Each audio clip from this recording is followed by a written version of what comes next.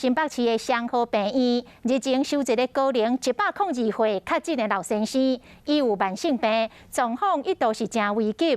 不过双和病院的医护人员真尽心来甲照顾，而且用私人的手机互这个老先生甲逝世来视讯。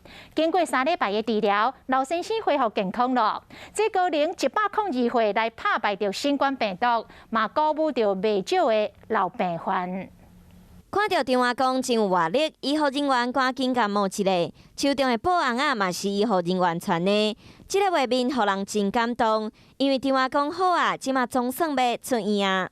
几乎每天那个护士都从病房用他们的手机视讯打给我，叫我跟我爸讲话，跟他鼓励，跟他安慰，还帮他洗澡，帮他。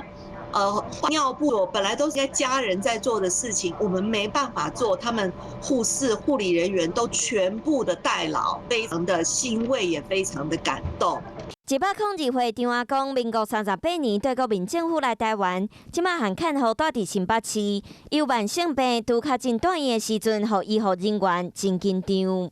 张爷爷的确在第2、第3天的时候病况有些的变化，幸好这一次疾管局已经可以很快的让我们使用上瑞德西韦，张爷爷顺利出院，算是对我们整个医疗团队非常大的一个鼓励。102岁高龄，佫会使成功对抗新冠病毒。